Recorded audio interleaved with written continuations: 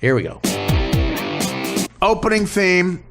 Let's hear the opening theme, Dan. Welcome to the Artie Lang Uncensored Artie Quitter .com podcast. Opening theme is the fan on high of my window unit air conditioner. Of course, this building built in the year 2000, about 60 years after the invention of central air. You say, why, Art? A luxury high-rise, you pay an insane amount of money in taxes. I won't get into the figure. An insane amount of money in maintenance. Why, in fact, is there no storage elevator? Why, in fact, are there studs in the sheetrock every 40 feet instead of 12 or 16? Why, in fact, are there window units instead of central air? I'll give you the fact. We're in Hoboken, New Jersey, birthplace of Frank Sinatra. And guess what? These places were built by wise guys. You understand? Bunch of shit fell off a truck and went into these fucking buildings. Okay? And the inspector got a little dookie on the side, a couple of Sawskis, a little couple of Benjamin Franklins, a little double Sawski. Take this. Here's a cup of soup, pal. Look the other way. You're fine. You're inspected. There could be a flash fire at any fucking second, but you're fine. So I have central air in a building built on the Millennium. Okay? I don't have central air. I got window units. They make a loud fan song, but I cannot afford a theme song like the Johnny Carson Orchestra. So my theme song is this air conditioning unit. Dan holds the microphone up to the air conditioning unit. And someday I will show you a picture of Dan holding the mic up to the air conditioning unit. Dan in his mid-50s, he's gone through hell, cancer. Of course, am fat and grotesque and ugly. I've given up. I don't know what's sadder, Dan holding it up or the fact that I need Dan to hold it up to the air conditioning unit. Thank you, Dan. That's the theme song. Thank God our opening theme isn't running water. That's all I got to say. Damn, a lot of water jokes. Well, when you don't have any water, it's kind of important. Is that like you're being a straight man? You're trying to lead me into it? I noticed you did that last show. Dan tries to lead me into bits. You know, he has an agenda and he tries to lead me into bits. I think if he wants me to bash people, he'll just throw people out that he hates. You know, he'll just go, yeah, good one, Harold Reynolds. What? I don't know. Anything on him? Jim Belushi. Oh, do you hate Jim Belushi? I do not hate him. Dude, you clearly hate Jim. What about Billy Belushi?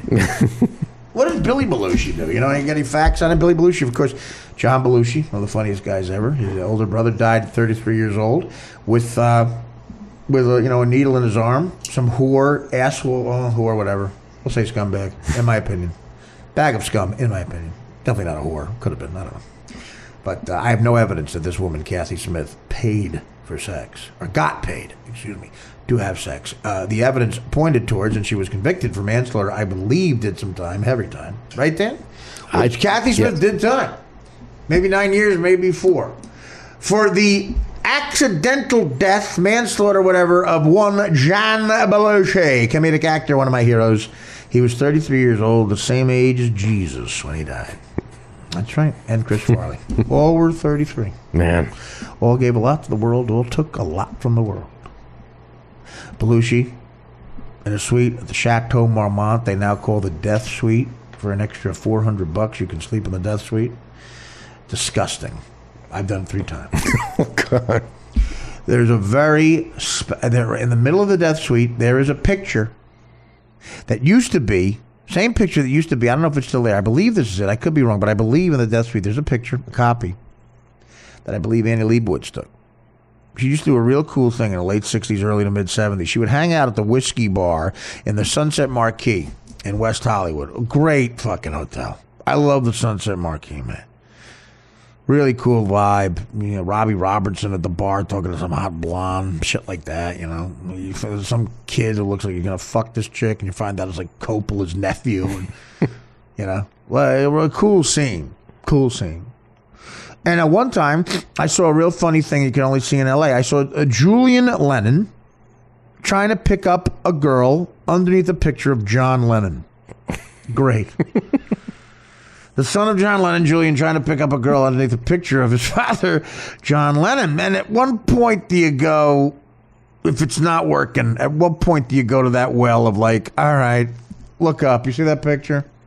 That's my father. Did he close? That's what I want to know. But can you say, look up. Can you see? That's my father. Can I fuck you now?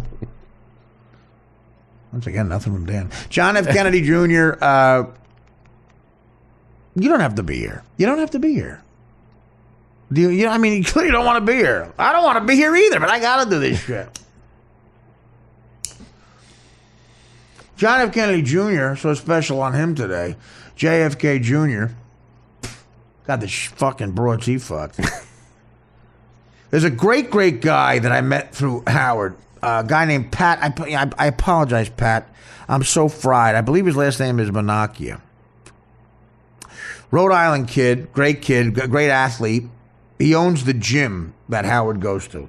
One time when we were friendly, and the days I did cherish, we'd have dinner every once in a while. I had dinner with Howard, just me and Howard on the Upper West Side.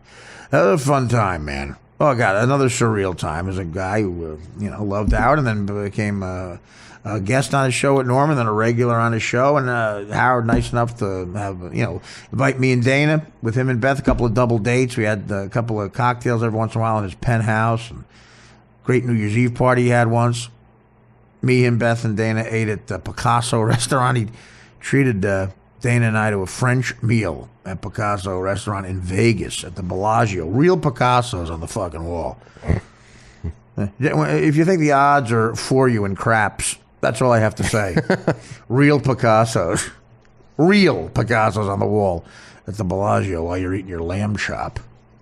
He took us out there. Howard was always very generous. And Beth, too. They were great hosts. Very classy, great hosts.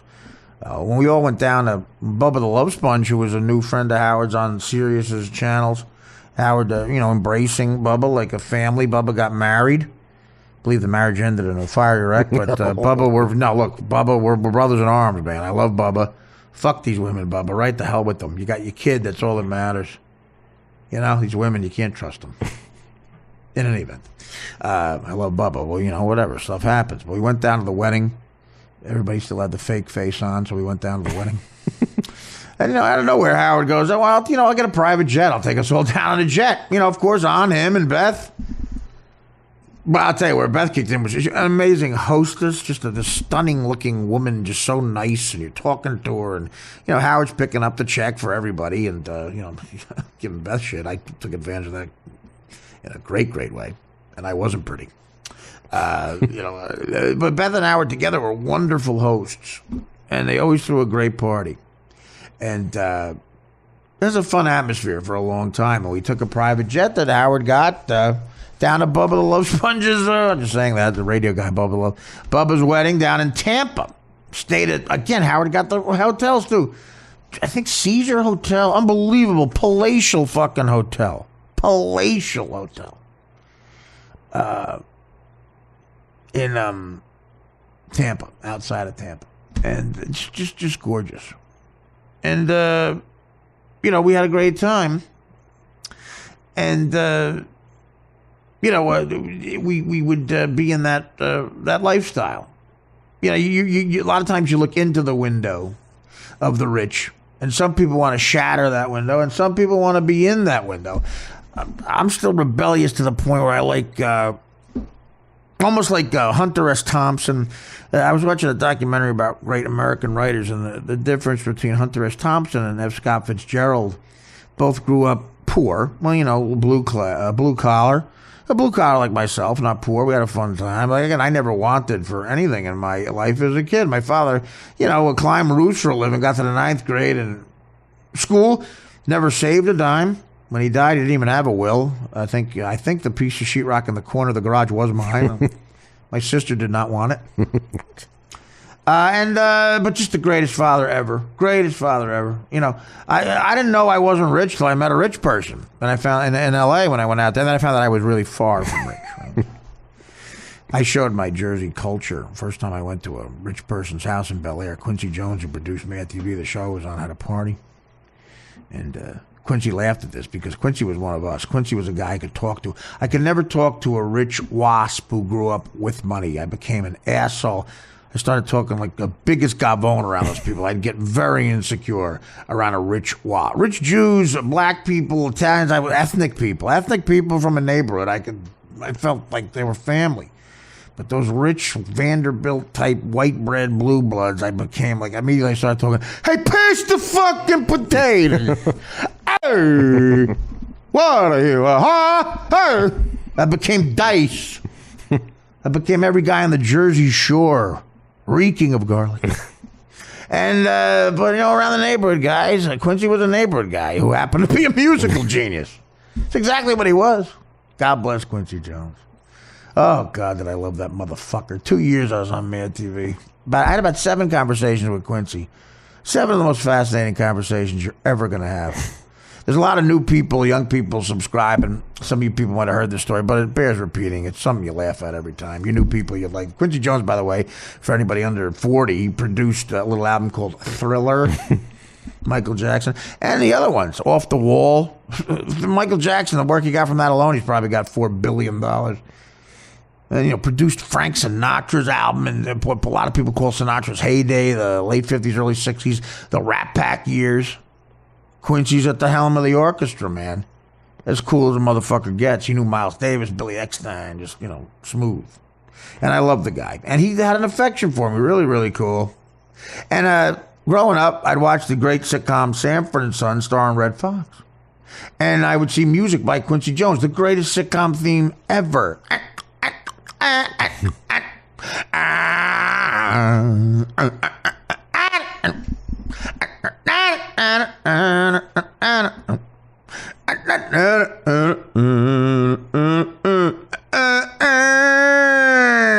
might have gone over the 7-second allotment. I will pay Quincy directly. All these music fucking people, royalty lawyer motherfuckers. We're cutting out the middleman on this one. I know the guy. This is one time where I know the guy. I'll send Quincy a check. First time I was ever on a private jet. That's a good sentence to be able to say, actually. But I was 27 years old, coming back from Christmas break, year 1 of Mad TV. I stayed back to do a sketch with Whoopi Goldberg. She agreed to do a sketch on the show. She was hosting the Oscars that year, and Quincy was producing. She said, I'll do a sketch. It's got to be done in New York. So I stayed back, the one cast member in New York. I was there for Christmas. She said, Quincy, I stayed back, man. We'll write something up. And them Raz write something up, and we'll do a sketch with Whoopi. She wants to do a takeoff on a movie all about Eve. We were trying to do Pulp Fiction parodies, trying to be hip. Here comes Whoopi with an All About Eve pitch. Betty Davis movie in 1995. That really, all the alternative comics were at Largo, very excited. So, All About Whoopi, that was the name of it. And it's about a stalker, basically. It's the best way to put it. Betty Davis as a fucking stalker. I think Joan Crawford's in it. It might be that movie she's in the clown makeup. But I tell you what, I give you nightmares. Betty Davis in clown makeup. Jesus. She looks like John Wayne Gacy. Well, everybody does if they're a little overweight and they have clown makeup on, actually. So I'll give Betty a little bit of a pass there. So I'm in the sketch. Shot it in a couple of writers and producers. Fax Barr, great writer, creator of the show. Adam Small, the other creator. Got to give them props. They cast the show. The great John Blanchard, David Herman, Orlando Jones, Nicole Sullivan, Patton Oswalt was a writer. Orlando Jones was one of my lifesavers, as was David Herman. I loved all those guys. John Blanchard, the director, directed all the Second City TV shows and produced them. Every great SCTV sketch, the guy who did Mad TV, this guy directed and produced them. Okay? If that's not the Comedy fucking Hall of Fame. Guy had a face like a catcher's mitt that wasn't quite broken in properly. Drank a gallon of fucking vodka a day, smoked cigarettes. Type of guy, Christmas time, guy's guy, type of guy that's not in the fucking show business anymore. It's all metrosexual pricks. Everybody looks like Ryan Seacrest and David Schwimmer are life partners, and they fucking mix sperm in some evil laboratory, and whatever came out, walking very, very politically correct with a development deal at Bravo for 3 shows. That's what everybody looks like now. Nobody looks like James Caan. Where's James Caan? Not Scott Caan, James Caan. I like Scott Caan too. I'm saying, nobody look at come on, man. A little swagger. That's what I want. Everybody, you want that. And Quincy was that too. Quincy was the guy, man. Quincy was the dude, man.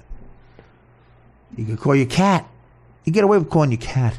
How many people can do that? Most people call you cat, you want to fucking punch them in the face. Quincy Jones could do it because he was Quincy fucking Jones. He was Miles Davis type cool. And I was friendly with him. So after the sketch, Quincy comes up to me and goes, how you getting back to L.A., man? I had to be back there the next day for a network read-through. I go, what do you think I was going to say? I got a plane ticket. He goes, nah, man, fuck that. We got the wings. We got the wings. That's what he said. The coolest guy ever. When he wasn't talking about music, he was talking about pussy. That was it. Music and pussy, man. There's a life. One time at a luncheon in Beverly Hills in front of a bunch of politically correct publicist women. Very politically correct women. I said to Quincy Jones, how's Frank Sinatra doing? Because I knew he was good friends. Frank Sinatra supposed to have dementia. My Italian aunt said, ask Quincy about Frank Sinatra. Middle of a luncheon, all these women eating like fucking healthy salads. Quincy puts down his fork and goes, man, that motherfucker's got it in the head, screaming. Motherfucker's got it in the head, man. He's got it in the head. He can't remember shit he did yesterday. He remembers Gregory Peck's name. Remember shit we did in 1958. And he puts the fork down. You think it's over. Then he gets it up again. Puts the fork down, and he has another thought. The women are trying to desperately say something awkwardly to get Quincy Jones. And it's Quincy Jones. And these whores will fucking accept it because he's a legend. And they better accept it. I'm sitting next to David Herman, and we're kicking each other's leg. This is going to be so fucking fun. He puts his fork down. Here's what he says. When a bitch hits 31 years old, you got to kick them out. They'll give you worms. I said to Frank, your old lady's too fucking old, man. That's what happens. You need young pussy. Fucking, you know, Lionel Hampton's still touring the fucking world playing that xylophone. You know why? Young pussy. He's 88. I'm 63 years old, man. You imagine me waking up next to a 63-year-old bitch? That's Coyote Ugly, man. You got to fucking get it. 24, 25. And don't ever let them look up. Don't look nobody in the eye. I'll give you 5 good seconds. 31 years old, out. Most of the publicists burst into tears. David and I went into the bathroom and laughed for 4 days. We stayed in the bathroom laughing for 4 days. We both agreed. We said we thought Quincy Jones was cool before we met him. He might be the coolest guy who's ever breathed air. After that little diatribe. Oh, I love the look on those women's faces, the hypocrites. They know their whole life is a lie. If I said it, let's call the head of show business and get this fat asshole. No, Quincy Jones said it, so you'll accept it because you're a whore. You sold your soul to a devil. He's him, you're you. He produced Thriller and 7 Sinatra albums. What'd you do? What'd you do? Get the cast of Frasier into a party? Cunt. Call David Hyde Pierce and tell him his passes for the after party of the People's Choice Awards are ready. And oh yeah, good news, the +1 is okay. And we'll tell everyone the guy you're with is your doctor. David Hyde. That's what you did. Quincy Jones produced Thriller. So you'll sit there and listen to him say, you got to kick a bitch out when she's 31 because they'll give you worms. You'll sit there and take it because you're talentless. You're nothing. You're nothing. You need some gay guy from Phoenix to tell you what shoes match a belt you're wearing. Whore! Publicist whore! What'd you do today? What did you do today? What'd you do today? Did you get Jim Varney to approve the posters for the next Ernest movie? Was that your assignment at the big publicity firm? Hey, green is green. You got to do it. Why can't I get the Jim Carrey movie? Because you're a whore. Guess what your assignment is today? What? You're going to the Mad TV luncheon. And while you're eating a salad that you say is not going to put anything on your hips, meanwhile, you walk out, you look like fucking, you know, something out of the fucking cantina scene from Star Wars. Your assignment today is look into that salad and say nothing while Quincy Jones talks about women giving you worms at the age of 31. And you realize in horror that you're 32. And that effeminate husband that for some reason doesn't pay attention to you and is always out with some of his guy friends at the spa doesn't want to fuck you. And you realize maybe I gave him worms. Maybe Quincy Jones is right about life. And what's the evidence that Quincy Jones is right about life and you're wrong about life? I'll repeat it. What did you do? What did he do? He got up today and said, maybe I'll write the theme to Sanford & Son.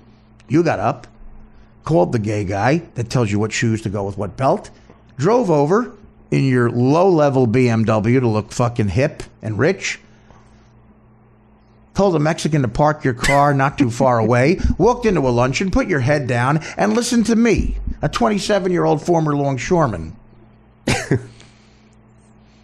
with a beer gut and a 3-day growth of shave an 8-ball of blow in his pocket, reeking of liquor.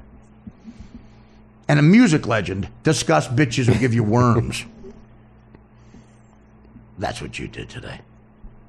Your husband is going to Vegas with the guy. There's a nice spa in Vegas they know about. Want me to come with you? Can I come with you and the guy? Honey? No. Why not? Oh, we just like to be alone. Do you have David Hyde Pierce's number? He can come with us. We love Frasier. I have to get the worms removed that you gave me. We got the wings. She'll give you worms. So one day I got up the guts and I said, Quincy, those are 2 conversations, the wings and the worms. Here's the third one. I'll end with this.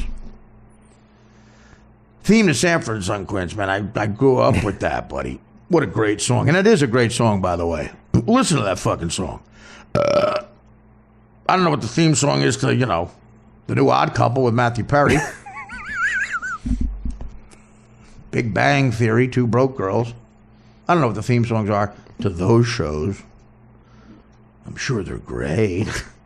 I don't know what the theme song is to the new Aziz Ansari project on Netflix. I'm sure it's great.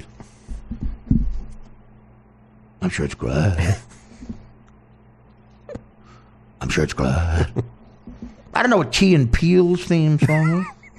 I'm sure it's great. I'm sure it's great. Your whole generation loves it. You know what your generation is? You're that publicist. You're that publicist if you're lucky sitting there.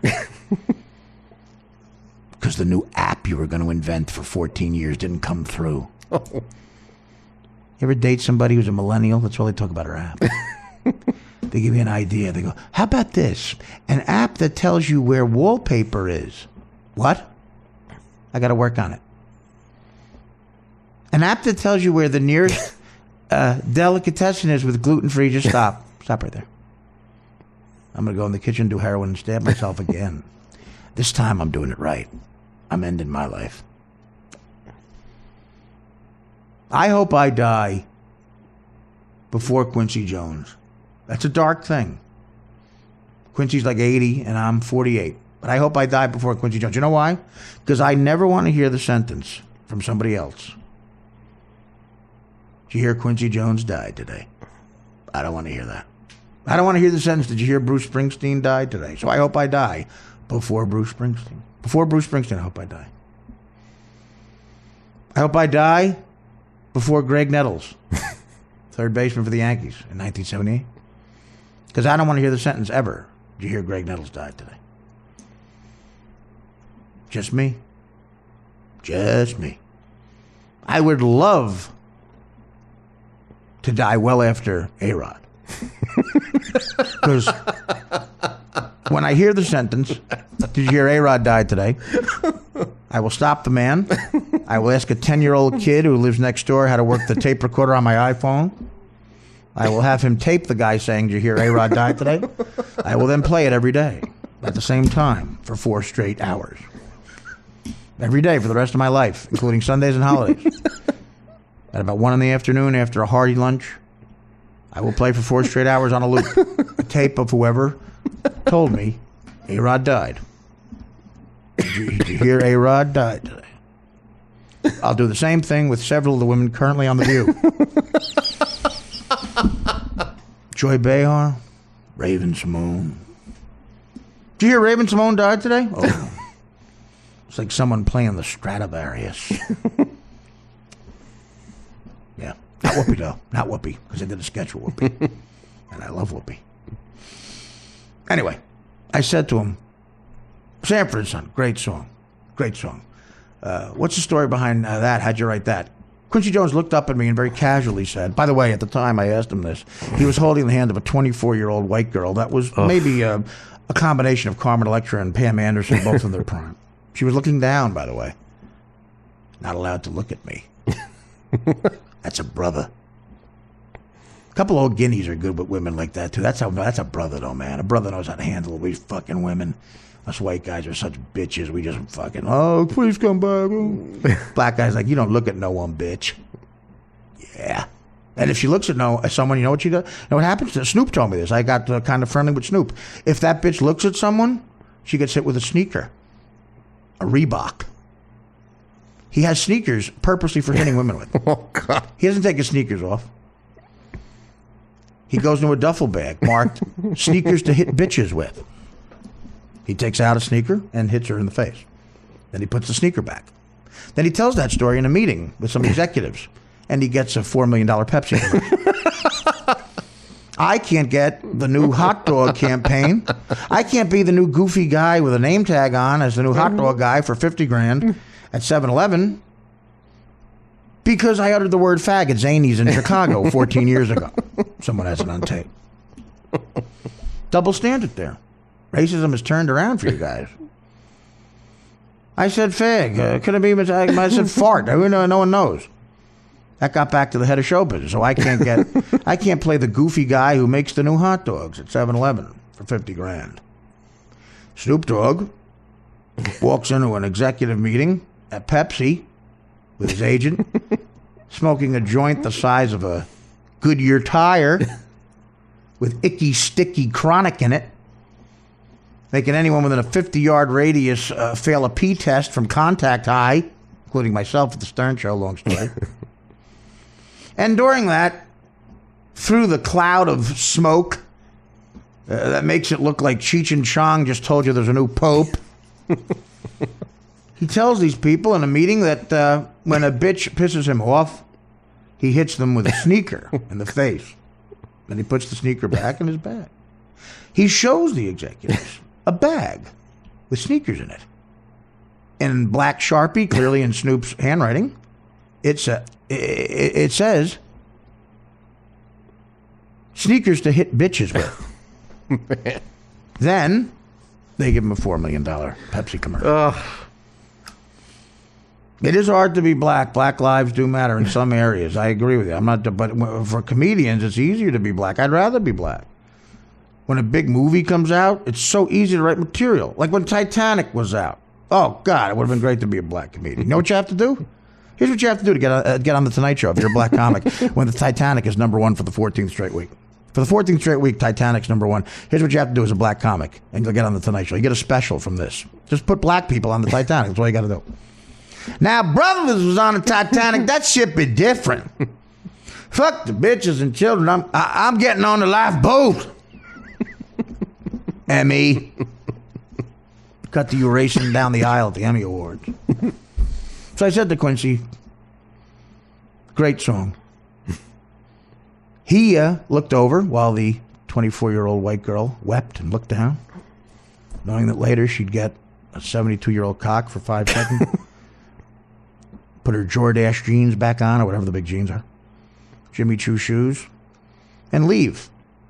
Go out to the SUV that Quincy provided for her, get in the car, and at the light at the corner of Sunset and Moore Park, take out her cell phone that Quincy bought for her, call her parents in Illinois,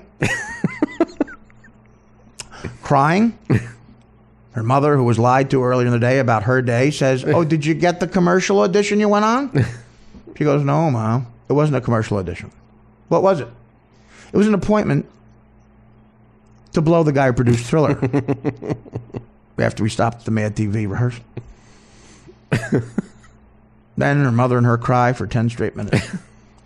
When the father hears it, he gets a shotgun and threatens to kill Quincy Jones. The mother talks him out of it.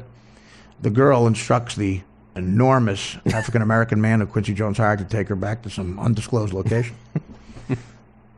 She bribes him $100 that Quincy gave her to go to the airport. She goes to the airport, gets on a plane to Illinois, starts working at a gift shop, marries her high school sweetheart, and today is probably 280 pounds with 3 kids. And Quincy is getting blown by another 24-year-old, probably from the town over from her. So Quincy, when I asked him about the theme song to Sanford and Son, he paused, real nonchalant, said maybe the coolest thing ever. He said, 20 minutes. I said, what?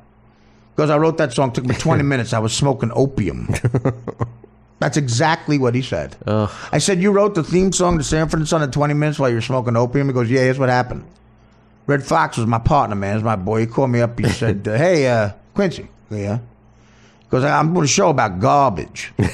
I need a theme song. He goes, you're doing a show about garbage? He goes, yeah. Can you help me out? I'm like, all right, motherfucker, I guess. I don't know. I called my lawyer up, and he said, yeah, do it. We'll do the deal after, see if he likes the song. Don't let anybody hear it but him. I'm like, all right. I smoked some opium. I wrote the theme song, pretty much as you hear it. I didn't really rewrite anything. Walked it over to my lawyer's office. He said, that's cool. Played it for Fred. He said, that's cool. Cut a deal for the royalties. Played it for the network. They said, that's great. Show got picked up. It's 32 years later, and I just cashed a $2 million check for that.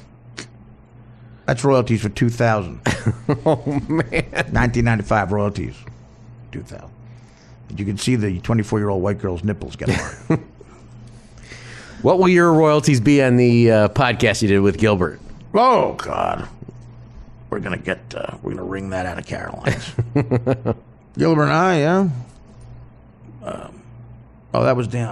I guess Dan's getting bored. I'm sorry. No, That's Dan's way of saying we got to go. All right, I thought I was trying to enjoy myself. Do you have to be here? Huh? Can I just press off? All right, fine, we'll go. The reason I'm doing this is... you have to get up in a couple of hours. I know, okay, Dan, don't scold me. I'm getting up to fucking do an HBO pilot. What are you doing tomorrow? All right. At the Gilbert podcast. Okay, fine. Again, Dan just not enjoying himself. I'm enjoying myself. It's like therapy for me.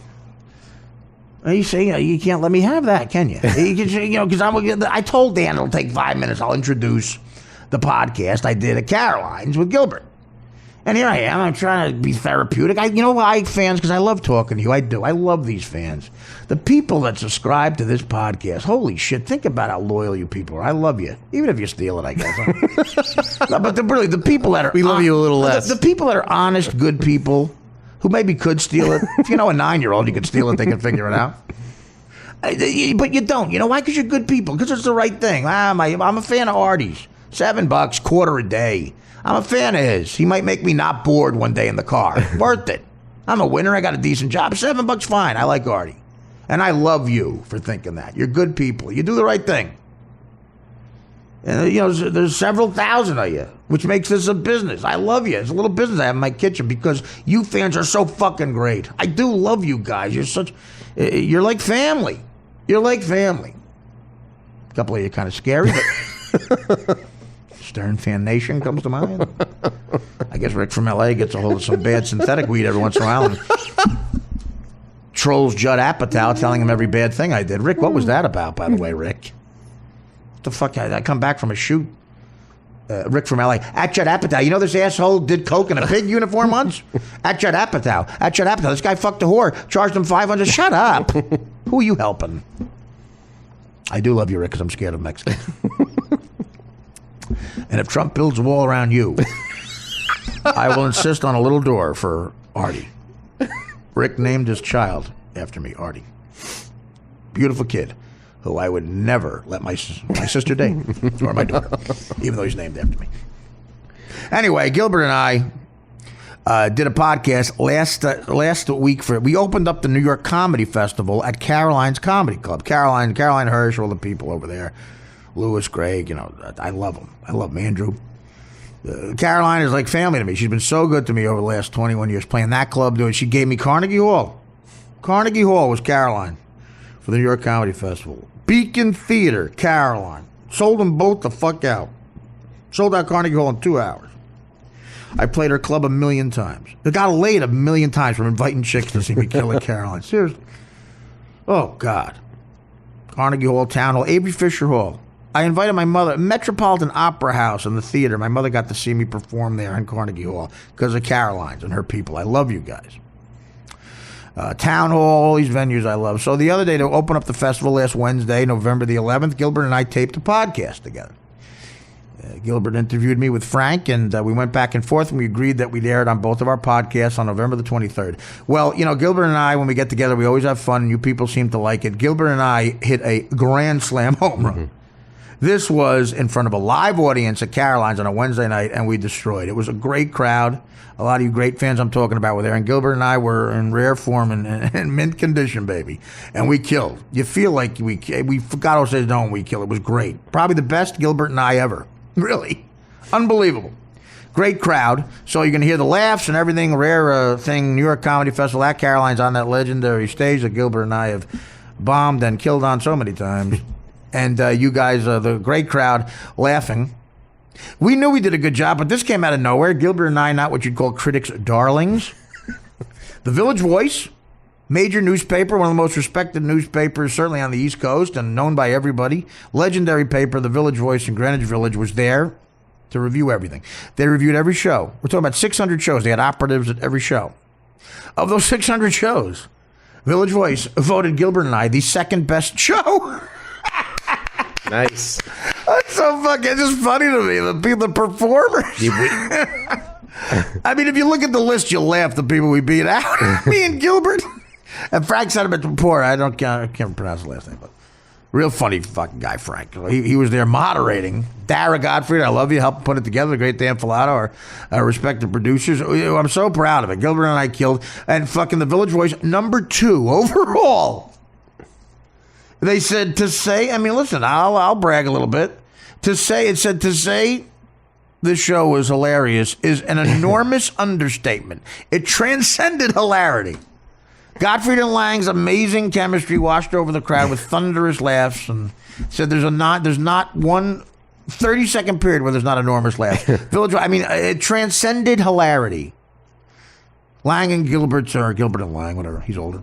Gilbert and Lang's amazing chemistry washed over the crowd with laughter. It was the best review I've ever seen for comedy. And Gilbert and I, we've been around a long time. We deserve it. We're going to die broke. Give us a break. So I'm bragging a little bit. This was amazing. And Gilbert and I agreed to air it on both podcasts November 23rd. That is today. It's already November 23rd. So look for it officially in a bunch of hours, in the mid-morning hours. Or earlier, hopefully. Flippin' will get it up there. And, look for it. Look for it today with this intro that Dan will probably shorten. Because it's the best, me and Gilbert. It's the best podcast I might be involved with. And the Village Voice and critics agree, and everybody there from Twitter who was there in the room agreed too. So thank you to Caroline's and everybody. Greg Charles, Andrew Fox, Louis Veranda at Caroline's and the New York Comedy Festival. Thank you, Gilbert Gottfried, Dara Gottfried. Thank you, Frank Sedimentori, or whatever. Great guy, and a great Dan Filato. Thank you for everything. But most of all, as I said before, and Dan cut me off, thank you. You fans are my family. I love you all. God bless. Enjoy this podcast starting now at Caroline's, Village Voice, #2 of all, with me and Gilbert Gottfried and Frank. And after that, a word from behind the prison walls. Kill a cop. I'm Bill Curtis. See you later, guys. Artie Lang, take care, brush here. Enjoy this podcast, me and Gilbert Gottfried, now. Ladies and gentlemen, and welcome to the 2015 New York Comedy Festival. We would like to take this opportunity to extend our thanks and appreciation to this year's festival partners, Citi, Hyatt Gold Passport, and Taco Bell, and to our media sponsors, the New York Post, Time Out New York, Variety, and the Village Voice.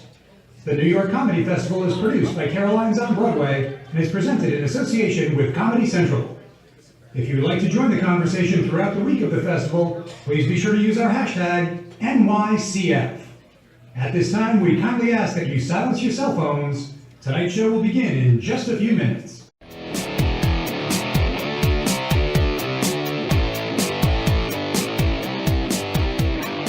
Good evening, ladies and gentlemen, and welcome to Caroline's on Broadway and the 2015 New York Comedy Festival.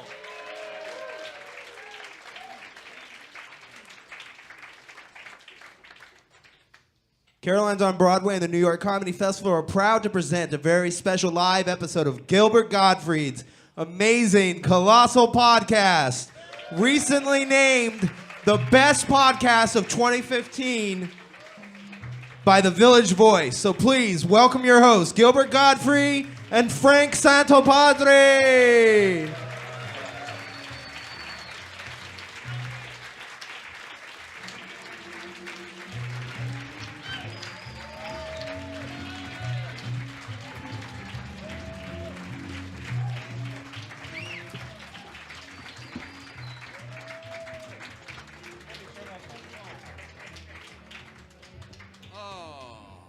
Hi. Yes. That's for you, my friend. Thank you guys for coming out. We appreciate it. Let me turn my phone off. Oh. So, do I just start? No, I'm going to thank a couple of people first. Okay. I just want to thank, there's a lot of people involved in putting this show together every week, and I want to thank them quickly. Darren Foster, Mike McPadden, Jessica Wynn, our photographer, Alex Brazel, Eddie Marino, Sean Marek, Frank Verderosa, who's here, records us at Nutmeg Post. Wade Snook, who does our wonderful Photoshop and posters. There'll be some on sale in the lobby afterwards, so stick around. Andrew Steven, Brian Sussman, Paul Rayburn, John Seals, Brian Baldinger, who's here, John Sullivan at Caroline's, Lou Ferranda, and Greg Charles. I hope I haven't left anybody out. And of course, the woman who makes the show go and is responsible for everything we do, Dara Gottfried, Gilbert's lovely wife. Where are you, Dara? There she is.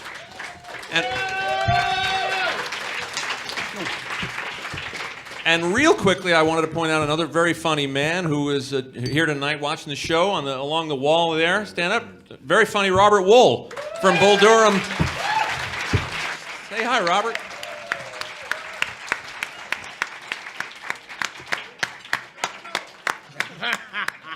All right. Mr. G. Oh. Hi, I'm Gilbert Gottfried. And this is Gilbert Gottfried's amazing, colossal podcast. I'm here with my co-host, Frank Santopadre, and we're here at Caroline's Comedy Club in New York City.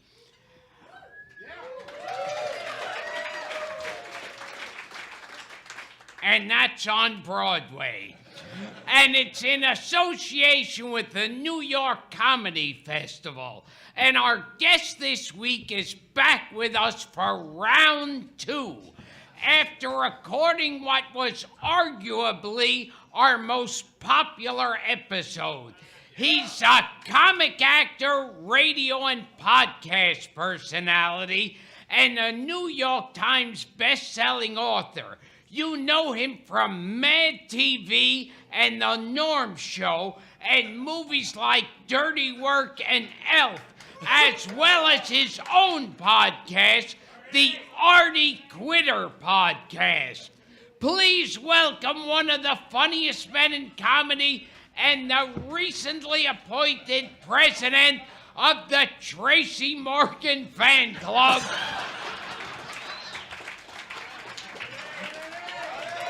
our pal Artie Lang.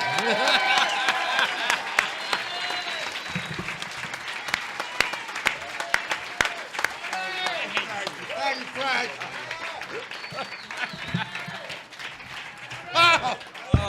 Wow. What an exciting intro that was. Yeah. Just a list of shit I've done. Yeah. So have you heard from Tracy?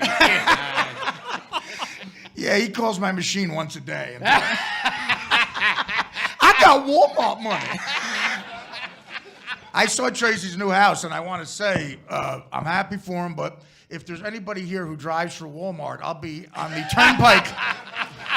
I'll be on the turnpike driving Gilbert home at 2 a.m. at exit 8H. You can kill Gilbert, that's fine. As long as I stay alive. Was there any feedback or blowback or anything? I mean, we got blowback? Well, we got a ton of tweets, and I mean, it was tweets. Yeah, I mean, and yeah, Artie's bloated liver on Twitter was very. Well, I heard from obese Witherspoon.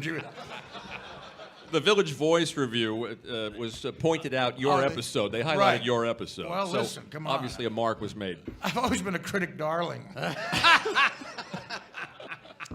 But this is, this got voted best podcast, huh?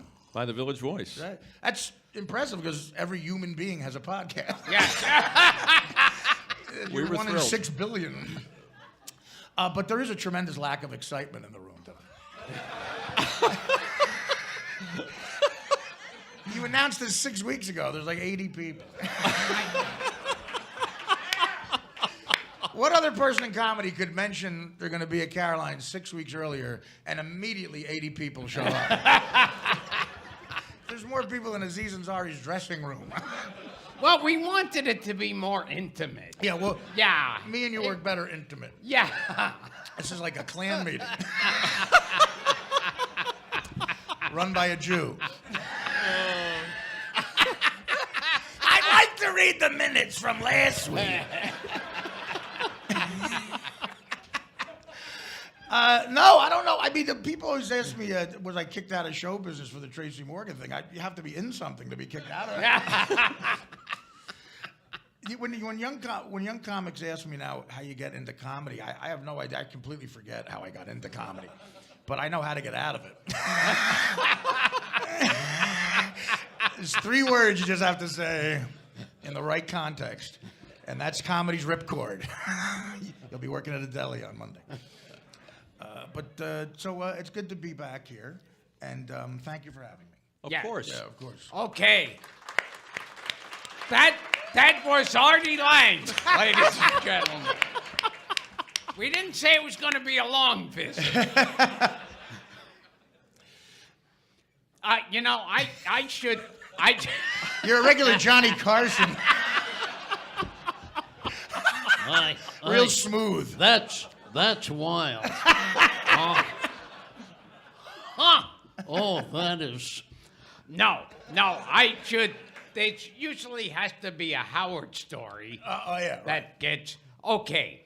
So we were doing the podcast. Right. And we were interviewing Howie Mandel. Okay. And we interviewed him backstage at America's Got Talent. Right. At Radio City Music. Yeah. Yeah, and in his dressing room, and he was nice and fun, and Heidi Klum, who I don't know. Right. I was standing in her dressing room, and she was wearing just a bra. Yeah. And that was good. She's got to be your favorite German. Yeah. It's not wearing a Klemper, Gil? See, if Hitler would have won, it would be Yeah. that's all broads would look like. Let me tell you, for 5 minutes with Heidi Klum, I would go around the country and deny the Holocaust ever happened. Do you think would she make you yell that out during sex? Like, say the Holocaust never happened. Who's Mengele? So anyway, Howie Mandel says to me, he goes, "Oh, stick around. Howard Stern's coming in." Right. And I said, "No, it's kind of awkward." And then I'm waiting I'm talking to someone at one end of the hallway. Right. And and then I hear Howie go, "Howard, we got a friend of yours Like, here." see, but you haven't been on the show in a few years, so it's awkward. You don't know what. Yeah. Yeah. And so I step out in the hallway, and it's a long hallway, and he's at the other end, and I'm at this end, and it's like a Clint Eastwood spaghetti western. It's like kind of and neither one of us approaches the other one. Wow. Yeah. Was there an awkward stare down? It was awkward, and like, imagine it was less comfortable than the Central Park jogger and the group of young black teenagers. That's very uncomfortable. Yeah. So it was kind of it made that look comfortable. Wow. Yeah. You're saying four black kids accused wrongly of beating a woman near death and being like arraigned in court was less awkward Yes. than you seeing Howard Stern. Yes. Well, that's well put. Yeah. You really weave a tale. Now, Gilbert and I used to get in a lot of trouble on the show when Gilbert would come in for the news. You know, back in the politically incorrect days, if you did a redneck accent, you could say anything you wanted to, because you were in a character or whatever, you know. So Gilbert and I were in the news, and we were saying the N-word quite a bit. What episode was that? I'm trying to remember. That's like it's the one where they try to get off the island. And so Howard got frustrated. He couldn't deal with it anymore. So he looked at me and Gilbert. It was like me and Gilbert were in school, and you can't look at each other. You're gonna laugh. And Howard said, "Listen, enough. No more N-word. You can't say the N-word anymore. Yes. No more." And me and Gilbert said, "Okay, we're sorry." We put our heads down. And Robin was doing the news, so Howard said, "Okay, Robin, next story." And I swear to God, Robin said, "Spike Lee has a new movie out." And that's all you heard. You heard that, and you just heard.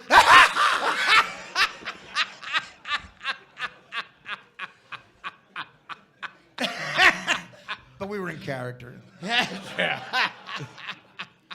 So you're here doing a podcast. How much do you make over this podcast? Oh, A fortune. it's big money. Big money. Big money. Yeah, I could tell the people working for you. I always tell people who work for Gilbert, they're all like mad because they don't get paid. I don't know what you're talking about, Artie. The photographer's been working for you for 6 months. She said she's down $2,000. Artie, not to take it back to Nazis, but you told us backstage that you had a there was a subject that you found intriguing. People might know about this. This is a true story. New York Magazine held did a poll. They asked adults, like all the intellectuals that read New York Magazine, would you kill Hitler when he was a baby? A real, total, honest to God poll. Would you kill Hitler as a baby? And most people answered yes. And what do you think about that, Gilbert? I'm doing some quick math, and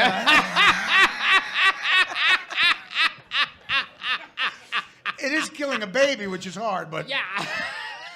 Tim, what do you think about that? Well, if Heidi Klum had agreed to suck my dick, I would go back in time and not touch Hitler at all. No, but you would nurse him. You would constantly take his temperature. Are you okay, baby? I'd bring him penicillin, anything. Well, my take on it was baby Hitler is a fucking no-brainer. I would kill baby Ryan Seacrest. Yeah, I would kill baby A-Rod in a fucking heartbeat. I mean, Jesus, come on, Hitler. Of course you would, right? I mean, you saved 6 million of your people, right? Yes, I would do it. Unless, Other people might not. But does it have to be Heidi Klum? Going to be like Yes, if it was Heidi Klum, I'd keep Hitler alive and happily allow the Holocaust to occur. So, like, if your family was suffering, you'd go, "There's nothing I can do." Yeah, I'm really sorry. You have to understand something. I'm getting a blowjob out of this.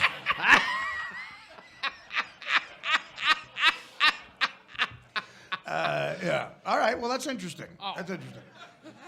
Now, Artie, Yes. I heard that you saw Gilbert. I answered that. Yes. It's a bad sign. I'm sorry. Feel free. I a didn't bad get my sign. script.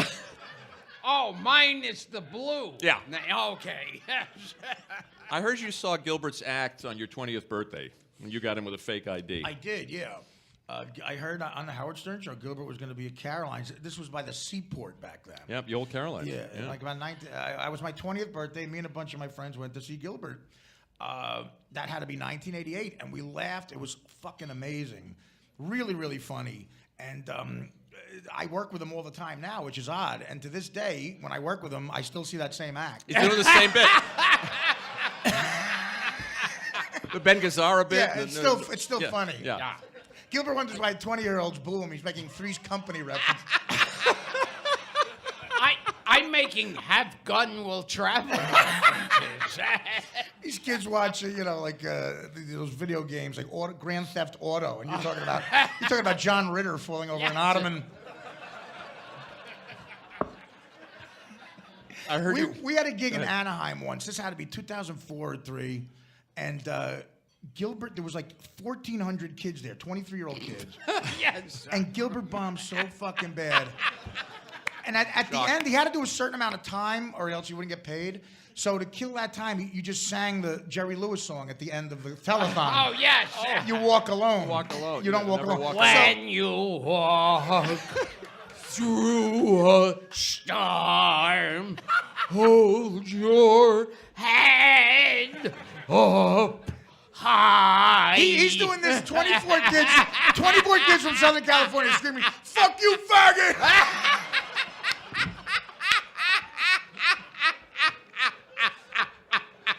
We hope you get muscular dystrophy.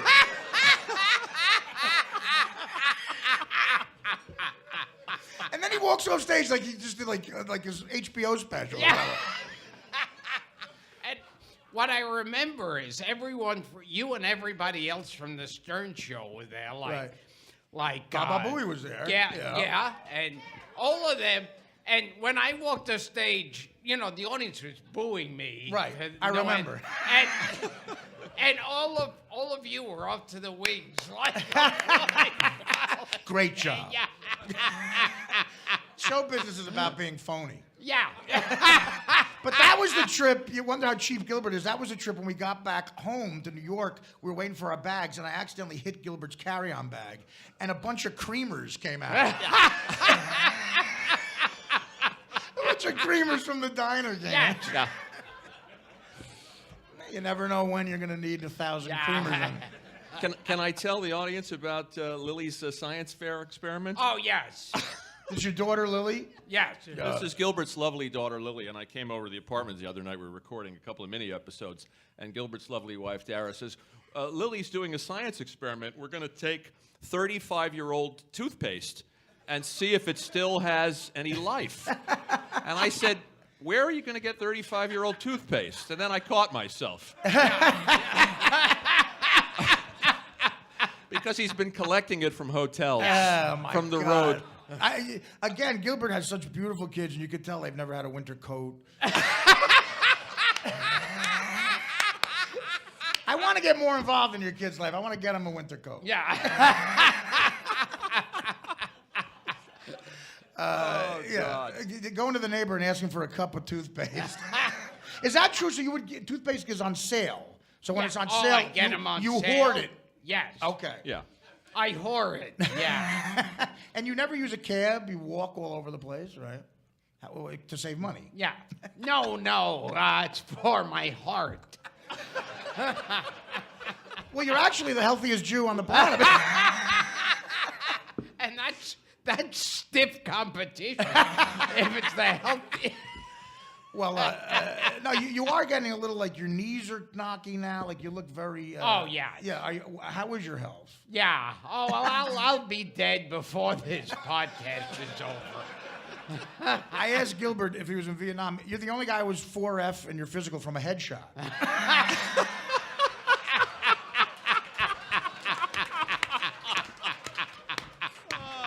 First of all, this is the only guy I can talk down to about health. This is great. I'm talking like I'm David Beckham. Yeah. Right, exactly. It's like they look at me and then they look at you and go, Artie, you look great. Yeah. Matter of fact, I pay Gilbert every once in a while to come with me on a date. I walk along with Artie and it's like, Artie, are you working out? Jesus. Model agencies approach me. Boy, you're with an ugly guy, but my God, you are a young Richard Gere. I would kill baby Richard Gere. Yeah. Yes. Yeah. Oh, how about a baby L. Ron Hubbard? Oh, yeah. That would be a definite. That's a must. I don't know. Tom Cruise is too entertaining. I wouldn't want to put those 80 people out of work who had to find him a wife. Did you see that documentary, the Going Clear? Oh, yeah, on HBO. It's great. I mean, there were about a staff of like 50 people who tried to find him a wife. Katie Holmes is who they came up with. Yes. I don't know about that. I mean, but Tom Cruise, it pissed me off so much because remember, Tom Cruise was talking about Katie Holmes on Oprah. And he's been a movie star, a good-looking movie star for fucking 20 years. And Oprah asked him about Katie Holmes, who's like a solid, Jersey 6. I don't know. Let's not fucking get carried away. All right. You'd let the Holocaust happen for Katie Holmes. But Oprah said to him, "You see, you're dating Katie Holmes," and he jumped up on the couch like he was a 7th grader who just got his first kiss. He's like, "Yeah!" It's so fucking. It's like when you get to the end zone, act like you've been there before. He's jumping around because he's fucking Katie Holmes. I should be fucking. Katie Holmes should be a distant memory of a blowjob he got on the set of Risky Business. Speaking of Tom Cruise, Artie, were you cut from Jerry Maguire? I was, yeah. I did a scene in scene with Tom Cruise in Jerry Maguire. He wasn't thrilled with me. I'd be less thrilled with you now. Yeah, well, he's like one of those guys. He's like one of those real go-getter guys, like a guy who's high fives you a little too hard, He's always going snowboarding, With one of Charlie Sheen's kids, he's always going snowboarding. But he didn't think he felt I looked like a schlubby. What part were you playing? Well, it was not really. I had to play an annoying guy who had a sports. That's a tough one. An annoying guy who had a sports radio show, and I go up to him at the NFL draft when Kelly Preston smacks him in the face and punches him. Right. And I interrupt them while they're having a moment, and he kind of looks at me like, fuck off, and I leave the scene. But I memorized the scene verbatim, and Cameron Crowe wrote it, and he was directing it, and it said, take a pause before you come in. So they stopped talking. I took a pause. I came in. I said my lines, and there's all these people, like a guy with a Steadicam who's sweating, like, everybody's worried that everything's okay. And Tom Cruise looks at me and goes, could you come in quicker, please? Yeah. And everybody looked down like, okay, this asshole fucked it up for us. And Cameron Crowe was real nice. He came over to me and he said, look, just do what he wants to do. I'll explain to him it was, my fault and everything. And, then I did it without the pause. And he said, thank you. Like a real military, like, thank you.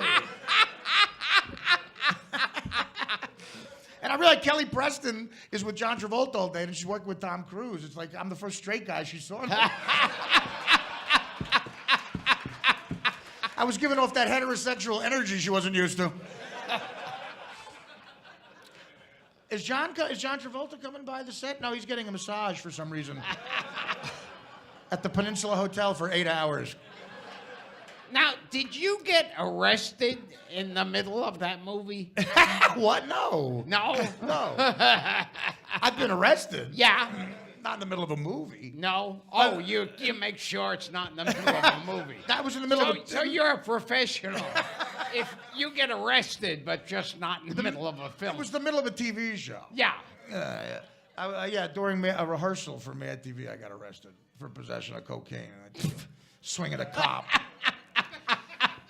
And I always tell people, like black people always say, did you vote for Barack Obama? And I'm like, no. And they think I'm being racist. And I'm like, no, I can't vote. I'm a convicted felon. If you take a swing at a Los Angeles cop with an 8-ball of blow in your pocket, you can never vote again. Was there a story, Artie, about you leaving the set in pig makeup? Yeah. Was it Babe? Boy, this is your life, Artie Lang. Holy shit. The most depressing thing ever. Somebody backstage said you have to get Artie to tell this story. Well, I mean, yeah. You don't have to tell it. No, we did on Mad TV. We do sketches. A lot of them were based on bad puns. In writers' meetings, we would yell out puns as a joke, and we'd end up doing the fucking sketch. They told us Tori Spelling was going to be on the show once. They got her to guest star, and she was on Melrose Place at the time, so it was a big deal. And I yelled out, "Why don't we do the Tori Spelling bee?" And they said, "What would that be?" And we said, "Well, she would spell the word nepotism." Ah, it's funny. It's funny. And use it in a sentence by looking at the camera and going, "I like nepotism." And they sent that to her, and I got in trouble for it. I said, that was a joke. I wouldn't. But instead of Dead Man Walking, I yelled out Ed McMahon Walking as a joke. They made me up as Ed McMahon, and I did the sketch. So we did a sketch called Babe Watch, which was Babe the Pig in Baywatch, as a lifeguard. And for some reason, I played the pig. But the woman who did makeup on that show was a woman named Jen Ospinall. She was a Saturday Night Live alum of makeup, and she was great at prosthetics. She put 3 hours of prosthetics on me on location in Malibu. I had to get there at 4 a.m, and at the end, I looked like a fucking pig. I mean, I had a pig snout, like the ears. They put 6 pig teats on me because the joke was going to be I had a bikini top on each teeth. They said, all right, you got about a half an hour before we start shooting. Go in your little, like, you know, your trailer. So I go in the trailer and I'm eating. They brought me breakfast, and I look at the mirror and I'm like, first of all, I can't get the food in my mouth, and secondly, I look at and it's a pig. I look like a pig eating, and I fucking lost it. I said, this is not why I got into show business. I freaked out. So I called my coke dealer and I said, You got to get me cocaine. Otherwise, I'll never get through the day.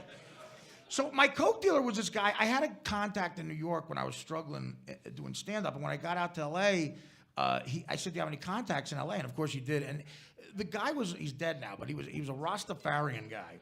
He was the coolest motherfucker I ever met in my life. You know the Dos Equis commercial, the coolest guy ever? That's what this guy was. Like, no matter what time of the day, like 9 a.m. on a Tuesday, he was at a party in a tuxedo. Like Harvey Keitel in Pulp Fiction. Always had broads around him, Corvettes, just like a cool motherfucker. And he was the best drug dealer ever. If anyone knows about drug dealers, they're never on time. They tell you they're going to be in Atlantic City. You get to Atlantic City, they're late. You call them. They go, nah, man, I'm in Delaware now. And you got to drive to Delaware. And but he would beat you to the place. Like, he was fucking a good businessman. So I called him, and he was around the area of Malibu. I said, dude, I gotta get some blow. He goes, can you get to Duke's? It's a restaurant on the Pacific Coast Highway. Can you get to Duke's? And I said, yeah, I could do that. So he goes, meet me there in a half an hour.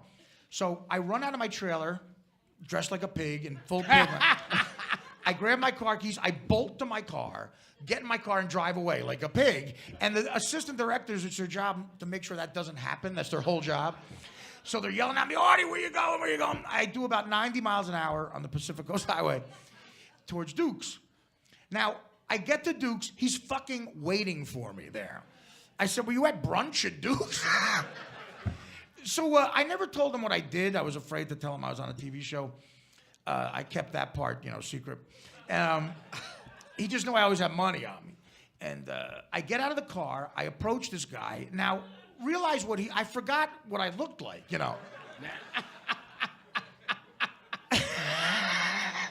I'm trying, when I want to laugh, truly laugh, if I'm down, I think of the guy's face when he saw me.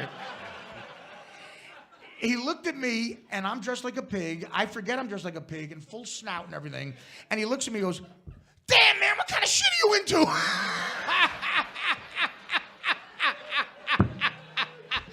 He must have thought I was at like an Eyes Wide Shut party with the masks. And I said, oh, no, I realized what he was looking at. I said, I'm on a TV show. I'm playing Babe the Pig, and he asked me about the sketch. I'm like, let's talk about this later. At my Kennedy Center honors for comedy, we'll talk about it. I'm sure they'll call you to say a few words. So he gives me the cocaine. I go into my car, and I want to, do a hit immediately, and I put some on a key of, they call it a key hit, and very creative. And I put some on the key, and I go to do the cocaine in my car, looking around for cops. It's broad day. It was like 8 a.m. People are jogging.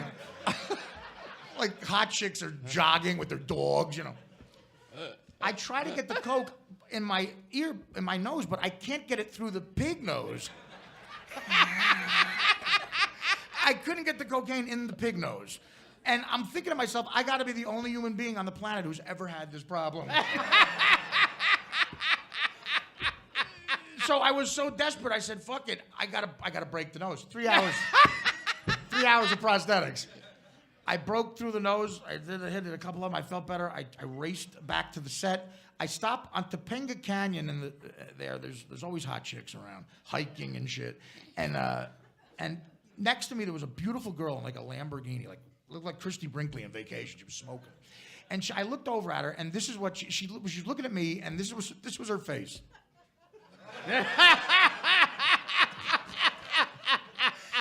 Because I did another key hit, and I realized she was looking at a pig doing cocaine. And I rushed back to the set. They saw I had another hour to fix my fucking nose. All day I kept breaking the nose, like every half hour. And it was terrible. They put us in a little motel to stay overnight, and because we had to work the next day, and I had to be there at 4 a.m. again. At some point in the middle of the night, I shit the bed. I shit my pants. Just all the badness came out of me. I woke up the next day. It was like Waltz in The Godfather with the blood. With the horses. It was all blood. It was all shit.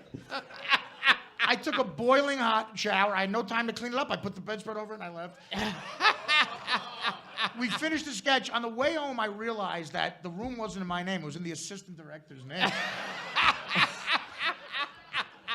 So I almost got them fired, and they had to probably pay for a shitty bed. And but they never said anything to me. They were professionals. They never said anything to me. So that's the story.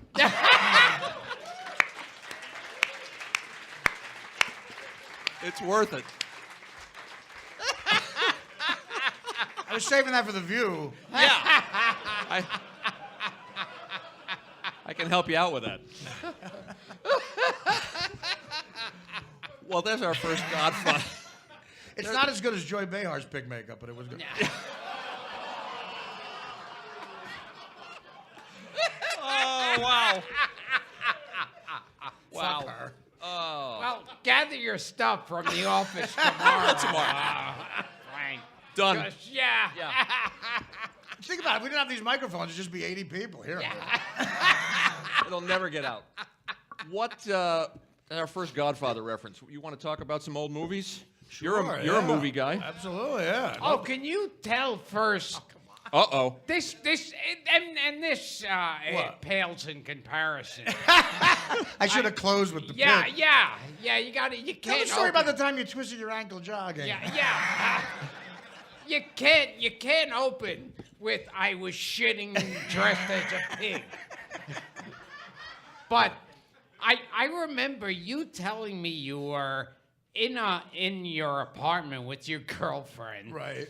And you called your dealer. Right. And he was going to come over with some drugs. Yeah.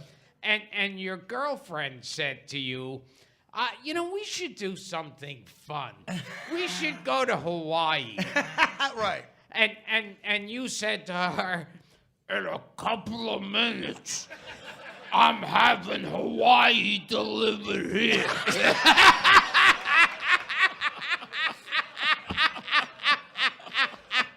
Yeah. Yeah. That's when she started packing. I've said horrible things to women that I thought I was being witty. Because people who never did heroin, I tell them it's like being in Hawaii, but you're in Sea Caucus on a rainy day. Why do you think homeless guys can sleep on a February night on fucking concrete sidewalks? They're on heroin. But one time my girlfriend wanted to get a dog. She said, "Can we get a dog?" And I thought she would think this was funny. And I looked at her and I said, "Honey, I get grossed out when you shit in my apartment."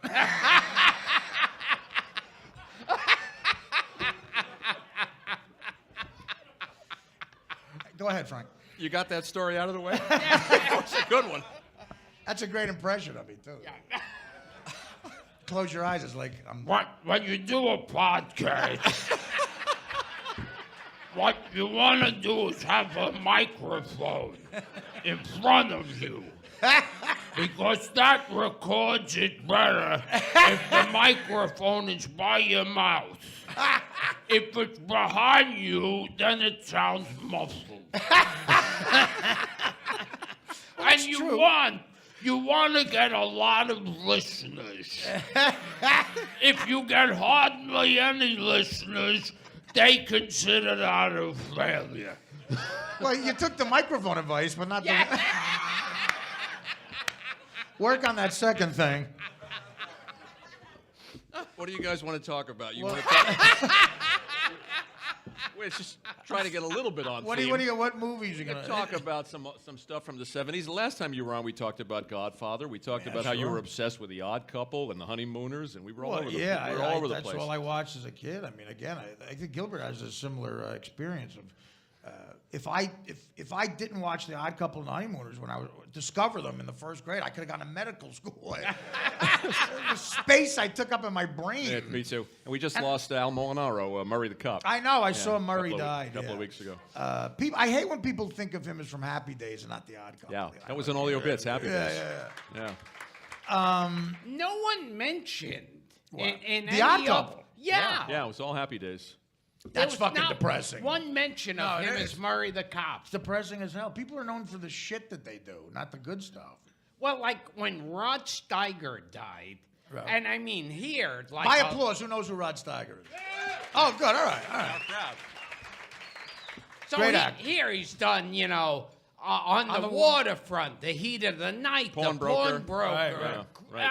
legendary film. Al Capone. He's the best Al Yes. Capone. Right. And when he died, all of the news channels were showing that scene in Mars Attacks where he's yelling and they shrink him down tiny and they turn his voice to a Mickey Mouse sound. That's sad. And I thought that's what. What would they show for you when you died? That gig, is there tape of that gig in Anaheim? Yeah. Well, you got the parrot in Aladdin, right? Yeah. Oh, What sure. about that? Sure. And then you got the tweet about calling Koreans not. What'd you say about Koreans? Japanese. There's the Jap where you call yeah. Japanese. Get it not- right. You said they're not human. That one. Yeah, right? There's that. Hot to trot. There's Aflac. Yeah. yeah, there'd be Funky Monkey. Funky I Monkey. was in with What about Matthew Modine. the Bill Cosby episode? You're in the most watched Bill Yes, Cosby yes. ever. Yeah. Yeah. Did he try to rape you? Did you see him? What do you mean try? That's how you got the part. Yeah. It was a big show. He But didn't what have did- to rape me what for did it. He wasn't there on a Thursday. Or something. Let me just fuck you in the ass and the part's yours, Gilbert. Ho! Let me stick my black dick in your little Jew asshole and it'll make you scream out. Ho! That should be when you die. That's the bit. That's the obit. And remember, the thing that surprises me the most about the Bill Cosby story is how good he got at putting women to sleep. It was like he became an expert Vegas hypnotist or something. On 3, you're gonna go to sleep. You're gonna go to sleep, and you're asleep. And I'm not raping you. I'm not raping you. I'm not coming on your back. I'm not coming on your back. Oh God. If you find cum on your shirt, that's Malcolm Jamal Warner. That's Malcolm Jamal Warner. And you're awake. You're awake. What did he tell you, though? He told you something about why the assistant director told you why he wasn't there. Because he did something every Thursday. Oh, my God. This is a true Oh, story. my God. I don't know this story. Yeah. This story I heard from someone who worked on the series. That it, When you were dating Tempest Bledsoe. that there was a certain portion of the day set aside, like 3 o'clock or whatever, where he allegedly Please throw that in. where he gave he taught Asian models. He gave comedy lessons to Asian models. And this is why there are so many funny Asian models now. That's why in the 90s we saw so many funny Asian models. That is so specific. Like, Yes. who would say that with a straight face? Like he gives Asian models comedy lessons. What? You would tell somebody who works for you under no circumstances. Do you tell somebody, I give Asian models comedy lessons? See, but to prove it's true, just today a Chinese girl came over to me and said, Hey, how's it going? And you're going, oh! As a matter of fact, Connie Chung used to sign off the news. This was weird. Now it makes sense. Connie Chung would sign off the World News Tonight by going, hey, hey, hey.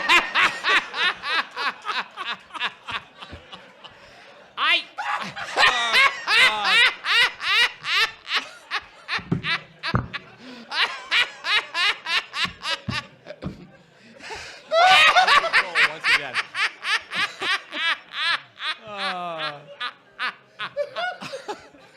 Connie Chung. That's the news. Hey, badooba. Hey, Alba badooba.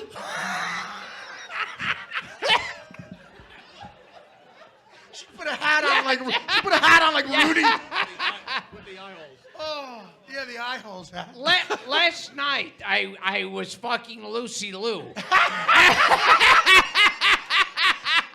That's the funniest thing she's ever done. And in the middle of orgasm, she yelled out, "Hey, Zagowski, and you go with the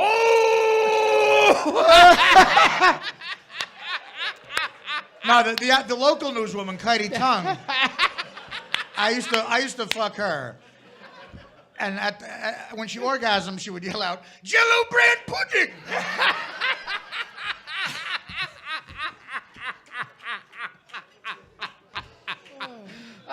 Yeah, the kid on Fat Albert had that mask with the eye. Oh, yes. Connie Chung needed slanted eyes. You mean Mushmouth or the other guy? Wow. Speaking of Asian models, I'm going to do a segue here. I'm glad I'm in shape. You want to tell Artie who we've been pursuing to be on the show? Papillon Susu. She is the girl. Thank you. Thank you. Papillon Susu's mom. Is that the person Steve McQueen played in the movie? No. No. She was the girl in Full Metal Jacket who went, me so horny. Wow, really? No, actually, when it was re-released in the 80s, she said, me so horny, Now, Papillon, I've seen you reel. Have you thought about trying that another way? Me so horny. She wrote the biggest hit Two Live Cruise song. Yes, yeah. She's actually not even in show business anymore. Yeah. Somebody tracked her She's down not in for us. show business. Like she never was. Neither is Matthew Modine.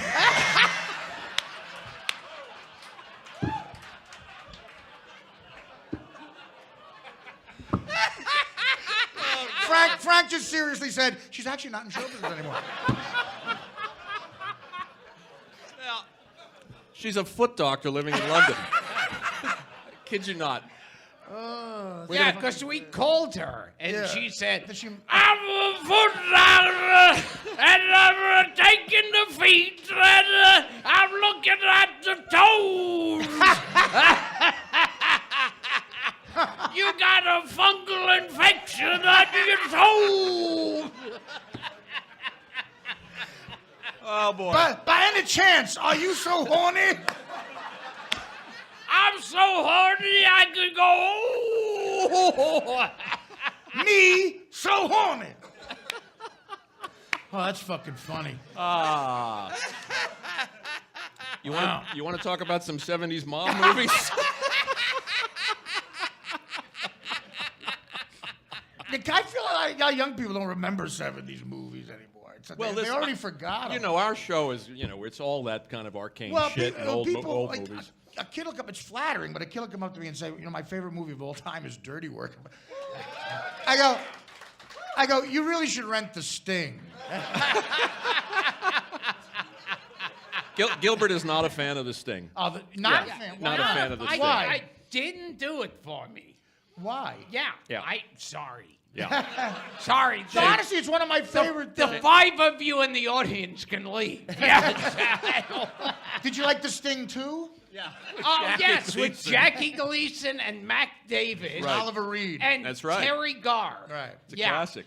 No, but why don't you? What you just didn't like this thing? I never really got into those whole, scheme movies, and I always rooted You make for it sound like an episode of the Rockford Files. But yeah, I always rooted for the villain to win. You like That's all Robert right, Shaw. that's fine, yeah. Yeah, you rooted for Robert Shaw's character. Oh, For yeah. the Sting. What about his performance he's in that great. alone? Is like, Yeah. you're past posting, aren't you, Kelly? How? Plus, you got all those great character actors in there: Harold Gould and Ray Charles Walston Durning. and Jack Charles Kehoe. Durning and Jack Kehoe. Yeah. No, but for Robert Shaw alone in that movie, it's just fucking.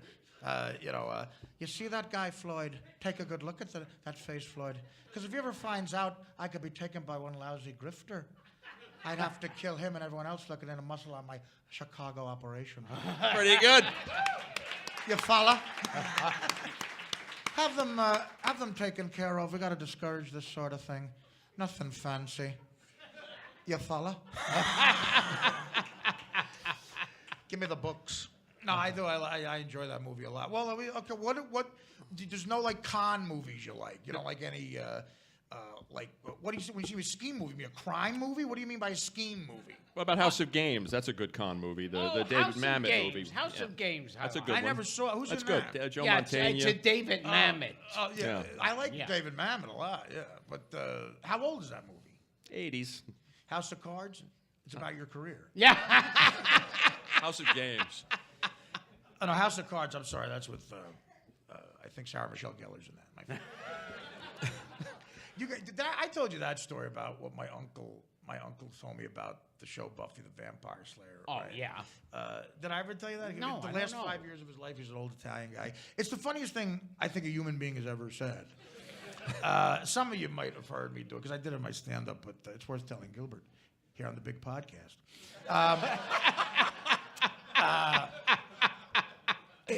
The last 5 years of his life, he would eat mozzarella like an apple, just like eat it like, And he watched nothing but 24 hours, 7 days a week, he watched TV. And his favorite show was Buffy the Vampire Slayer. And I got up the balls one day to ask him about it. I said, Uncle Son, why do you like Buffy the Vampire Slayer? I go, what is that show about? And he looked at me dead serious and he said, it's a Jew broad fights Dracula.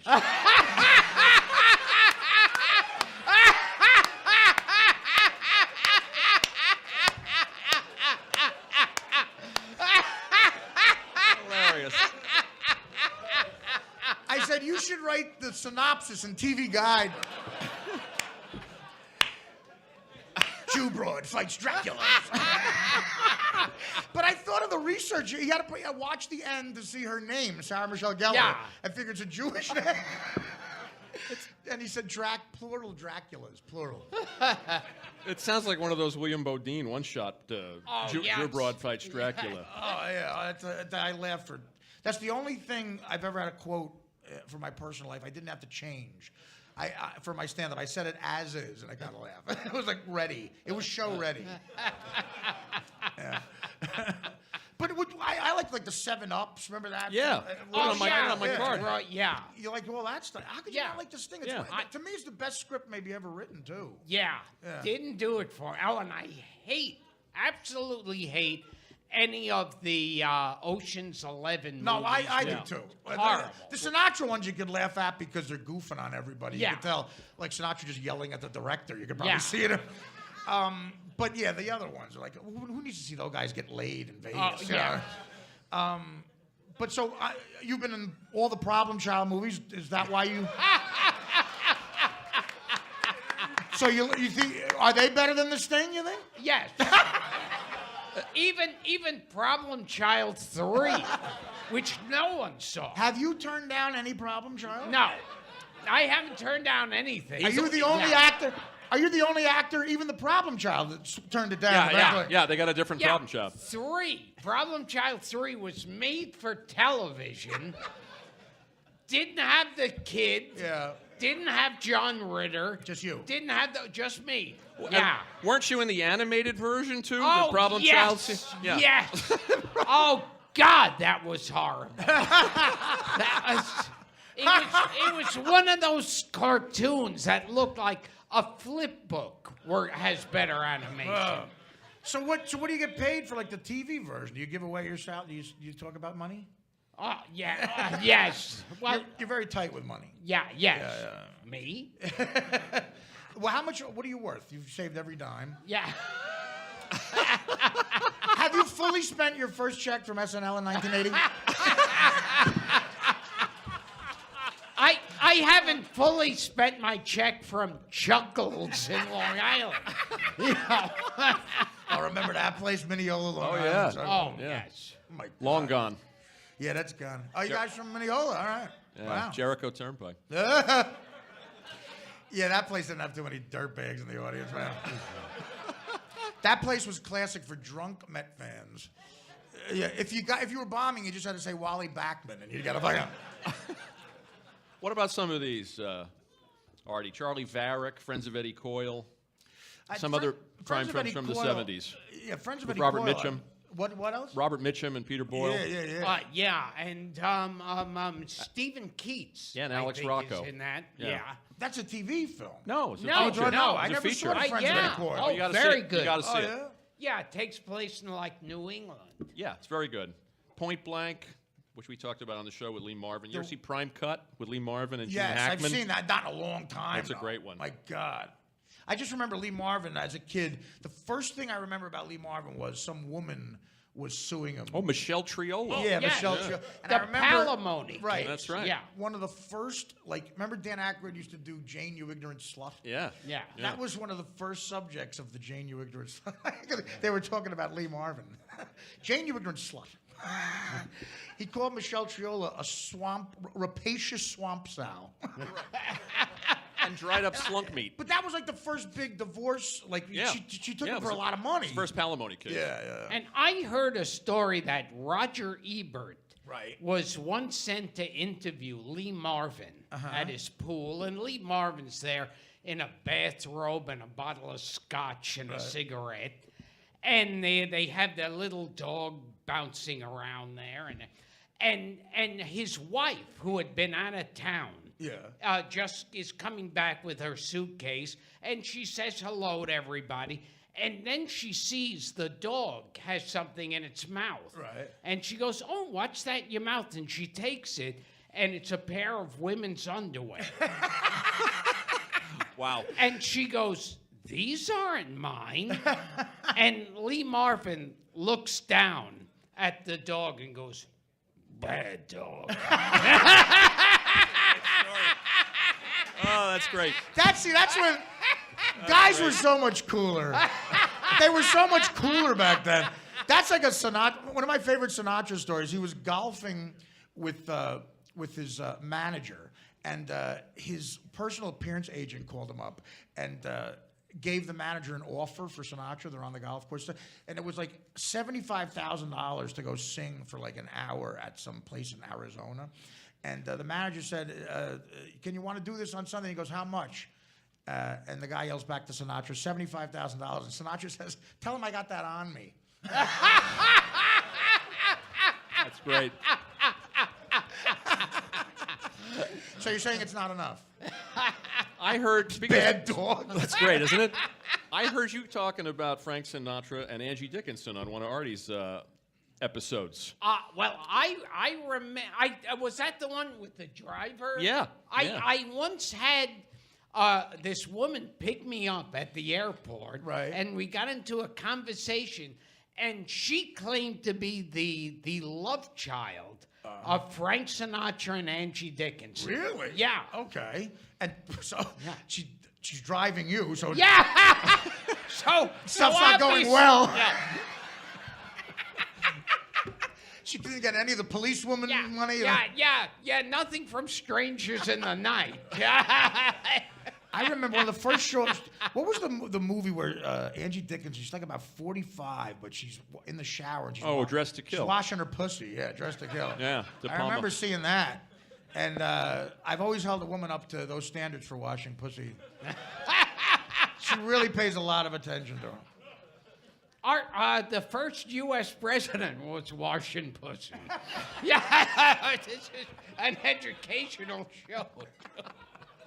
What about with the election, Gilbert? Do you do any Yeah, he's very political. You do any political? He's very political. Current stuff on that? He's like Mark Russell. How about that Eisenhower? Well, you're doing a lot of stuff about the war. Oh, yes. Vietnam. Yeah. What about Trump? I heard you taped a special. You like Donald Trump, don't you? Because you were on Celebrity Apprentice. Yes. Right. Yeah. And you didn't get the job. No. Dennis Rodman got the job. Surprisingly. You lost out a job to Dennis Rodman. Yeah, well. That's not rebounding a basketball. There's one job Dennis Rodman's qualified for. You've never done political comedy, have you? In No. all the years? No. No. It interferes with the Norman Fell bits. Yes. Yeah. It gets in the way. Well, it's out of the 18 jokes that he does. Yeah, right. But no, well, Trump. Would you be scared about Trump getting in? I mean, are you registered as a Republican or any child molester? He goes door to door. Those fake teeth ought to be expensive. I'm trying to get arrested before the next election. All right. Well, Let's talk real quick, and then we'll take some questions. Because we talked about old TV with you on the last show. Yeah. And we didn't get, I mean, I know you were into The Odd Couple. I know you were into The Honeymooners. I heard you guys talking about the old Dean Martin roasts. oh yeah, my God, they were great. And Foster Brooks. Right, Don Rickles. And Rickles and Ruth Buzzy. And Every joke they do, I saw Red Fox was getting roasted. Every joke they do would get them thrown out of business. Out of show business today. Oh, yeah. Every single joke was the most offensive racist joke. And it was on Channel 4 at like 8:30. Right. That's right. That's right. I mean, really crazy stuff. Like, what did you say you heard a joke that Rickles did or something about Red Fox? That one I had, the one bit I remember, yes. Somebody told me a joke. I met Ed McMahon. Right. And I asked him if he had any Benny stories. And he said when he was starting out in the business, he got luckily invited to a roast. Of Jack Benny? Of Georgie Jessel. And Jack Benny went up. And so he was already thrilled to be looking at Jack Benny. And Jack Benny goes, George has to fly to Israel tonight. You see, he's got a cunt in Haifa. And he goes, I don't mean a woman, I mean an actual cunt. He wears it for a toupee.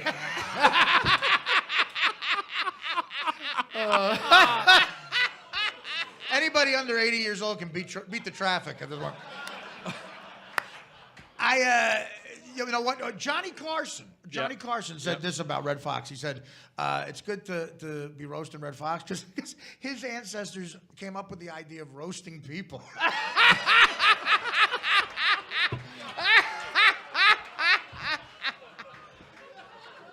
We have George Schlatter coming on the show, the creator of Laugh-In, is coming on in a couple of weeks and promises to tell some great Red Fox stories. He produced all of those. Yeah, and all produced the Rickles would roast. do would be like a stereotypical black accent. He wouldn't even tell a joke. He also He'd be produced. like, hello there. And remember that TV movie of the Rat Pack? Yeah, with Ray Liotta playing. Yeah. And HBO, Don Cheadle. Right. Don playing Sammy. Cheadle. Don Cheadle. Is Sam, because he's always funny. Yeah. And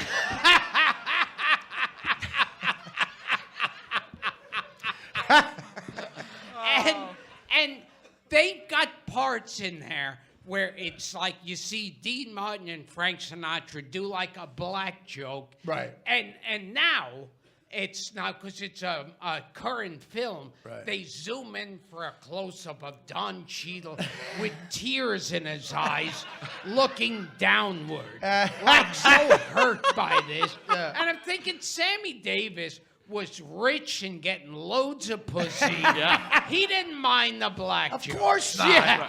I think it was white pussy. No, Yeah. Keep the Swedish pussy and the racist jokes coming. I'm fine. No, but there's nothing more politically correct than TV. TV commercials now. The only time in the last 20 years I saw a white guy rob a house was for a commercial for a burglar system. Yes, and God. And it's a black guy protecting the house. It's always a black guy in an $800,000 house. Yes. And a white guy like from the 30s, like a Queens Irish guy going, where do you keep the dough? Hey, Sambo, where do you keep the silverware? And I'm Mackie McGee. Oh, God. You better get ADT systems. Keep out the white people. And are you like me where... No. You know. Not at all. Do you get uncomfortable when it's a scene in an opera house or an elegant restaurant and it's like half black? Yeah. Yeah, no, it's not, yeah. Yeah. I get uncomfortable when people ask me that. Yes. But the answer is yes. It's actually an overwhelming yes. Yeah, no, those commercials are unbelievable. Or the beer, the Pepsi commercials during a football game. It's an Asian kid, a white kid, a black kid, a Spanish kid. They're all watching the game together. Yeah. Oh, yes. Where does that fucking happen? That's like the Google waiting room for fucking... Right, yeah. You guys were also talking about Billy Saluga on the old... Billy Saluga? Yeah, Ray J. Johnson on the old roast on your You show. could call me Ray. First of all, yeah, we you know the Ray J that Kim Kardashian blew? Yeah. Our generation has a Ray J too. He's a white guy that talks like a black guy. You can call me Ray J. You can blow me now.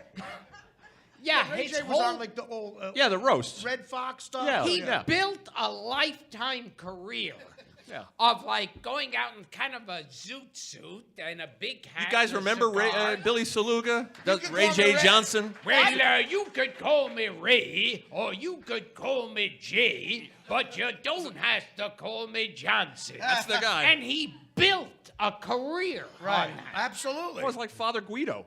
Oh, It was yes, a similar kind yes. of, like a Well, but he was a one great persona. writer. Yeah, Don Novello. Yeah, great writer. Wrote a lot of stuff. But Ray J. Ray J. You could cover. I just realized that's the same name of the guy Kardashian blew. I forgot about that. We got to get Billy Saluga on the show. Oh, yes. Do one show with Billy What and are the odds Papillon he- Susu. If he's alive, he's got to be in he's the alive. actor's home. No, How do you know he's alive? You're talking about, he's alive. Like, I'm supposed to know he's alive? And He was 62 in 1978. he's with us. He's with us. He's still with us. He looked at me like I was like not knowing God. George Clooney was like, what are you, an asshole?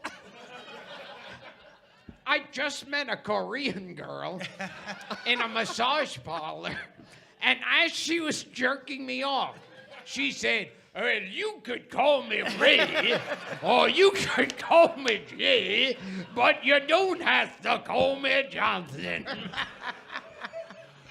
Yeah. There's the promo. That was it. That was his act. That's going to bring in a lot of the young kids. I can see the review of the festival. The review of the festival, the Arts and Leisure section of the New York Times. Gottfried's Ray J impression set the tone for the classiest, smartest festival we've ever seen. Obviously, you haven't been listening to checking out our bookings. The Billy Saluga talk. Yeah. On the Gilbert Gottfried Colossal Podcast was hard to follow. Artie, he spent weeks tracking down a woman who was in the movie Ghost of Frankenstein for 5 minutes. Who did you did? Yeah. Janet Ann Gallo. Really? As a child star. And as how'd a that child happen? actress. What, did you find her? Yes. got her. What happened? She was the little girl who's playing ball in Visaria, and these boys take the ball and throw it on a rooftop. Yeah. And Lon Chaney Jr. as the monster course he shows does. up, and he carries her up to the roof to find the ball. Wow. And she said on the show that she was a little, she was like 5 or something, and she used to play hide and go seek with Lon Chaney and Bela Lugosi. You jealous now? If we were playing a game show called Guess What Part of This Podcast Will Be Edited Out?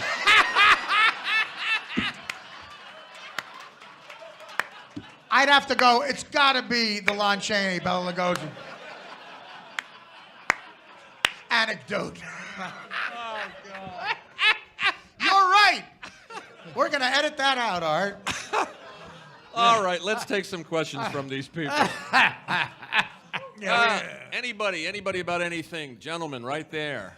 You want to know, do I know any Asian women? Okay. Do you want to know what my website is? Good question. Gilbert Gottfried's Amazing Colossal Podcast on GilbertGottfried.com. Of course. Subscribe to it on iTunes and SideshowNetwork.tv. You can sit down. Yeah. Now, what do you got? What's the question? Oh, Rochester. Yeah. Yeah. Your wife's going to get a look at the big city, man. I don't know. She ain't going back to Rochester.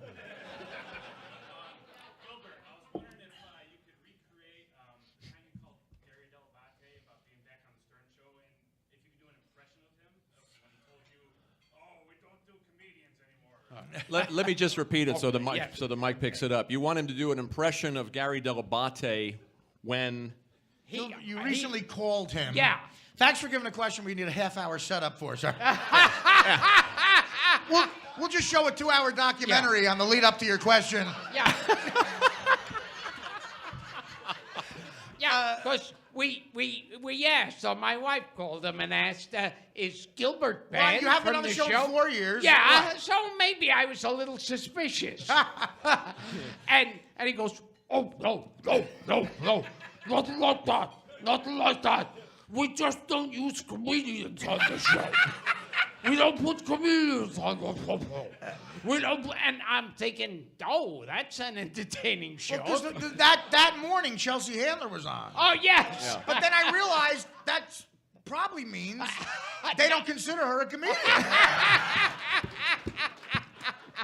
Because no comedians do. And we were talking about her because she was on that Ancestry.com show. Right. And they found out, like, her father was a Nazi. Right. I would kill baby Father Handler. Nice callback. Did that I would answer your kill question? baby Chelsea Handler. The gentleman there in the white T-shirt, sir. What's the funniest film each of you have seen, Artie and Gilbert? I want me to... Well, having made several of them, I know the old standards for me are Take the Money and Run. The first Woody Allen movie's got That's great. It's got 4 million jokes in it. Of course, then he married his daughter. But by the way, I saw Sun Yi and she said, "I'm marrying my." He said, I'm marrying Woody Allen, and he's gonna put me in the bed and stick his dick in my own. I married the one Asian broad who fucked Bill Cosby. So take the money Take and the run. money and run an Animal House. An Animal If I had to House. choose 2, I guess. I don't good. know. My favorite comedy would have to be House Guest with Sinbad. Yeah. House Well, guest also, with Sinbad. anything with Sinbad. Anything. Anything with Sinbad. Let's That see. was such a horrible movie. House Party with Belle Biv DeVoe. Oh. What's the one that has all the McDonald's product placement? That's in it? House House Guest. Guest, yeah. Yeah. Schindler's List was funny. And like, This gentleman right here in the stripes.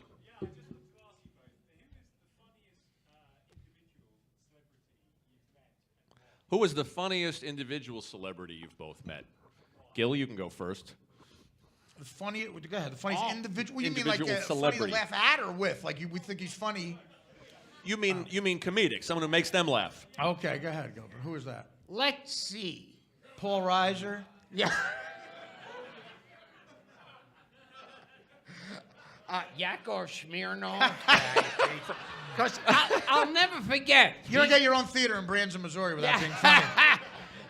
Because he said to me, you know, in America, you sit at table. In Russia, table sits at you.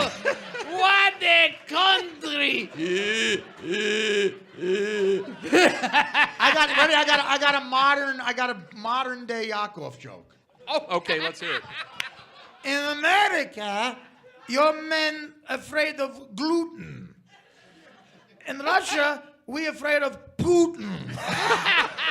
That's very good.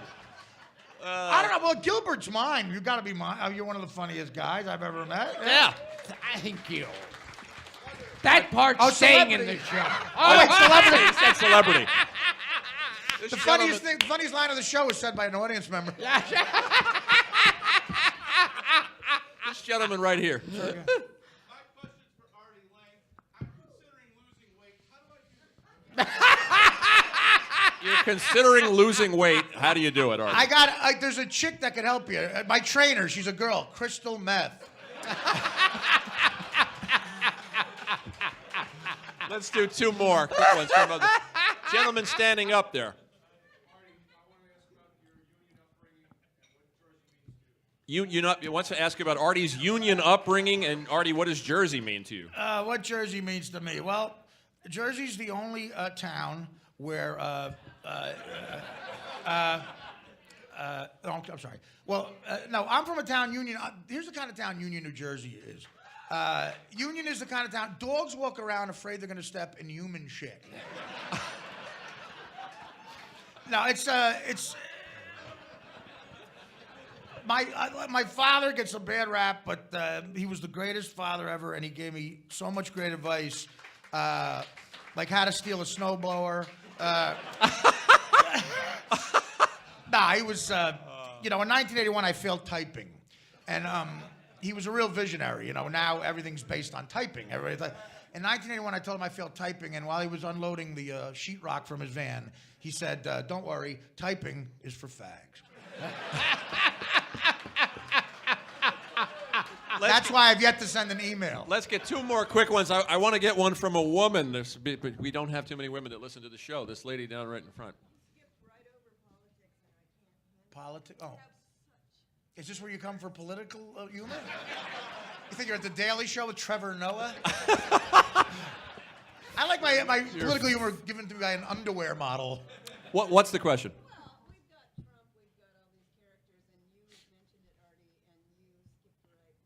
He doesn't do politics.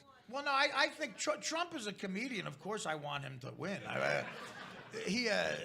First of all, Ben Carson, there's something wrong with that guy. No one's the way he talks like.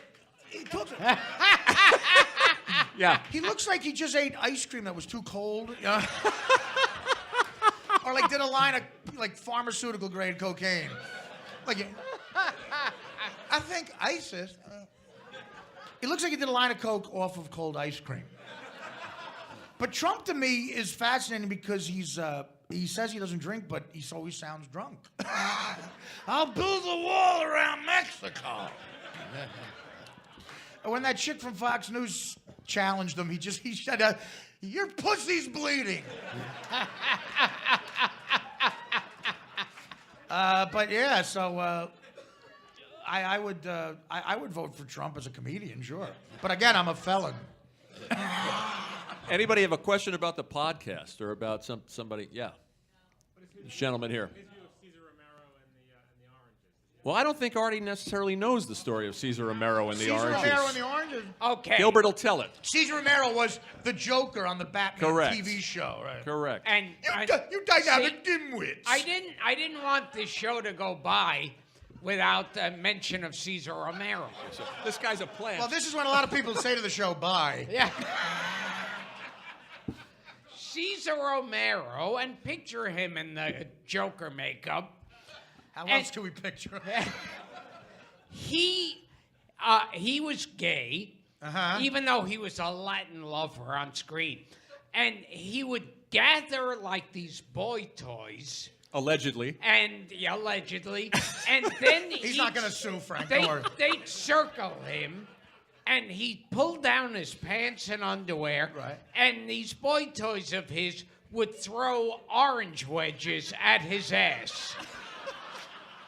That's when you've done everything. Yeah. Some people have argued it was tangerine. We know. Well, those people are assholes. We've asked Those for... people are homophobic assholes. We're sure it was a citrus fruit. That's all we know. Would you have gay sex to get a part in a movie? I'd have gay sex to get out of a couple of your movies.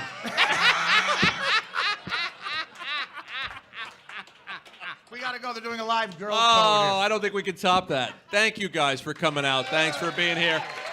Thanks for listening to the show. Thank you, Artie Lang. And it's Thank you. Gilbert Gottfried's Amazing Colossal Podcast with my co-host Frank Santopadre. Thank you. Our guest was Artie Lang. Thank you, Artie. Thank you, Artie.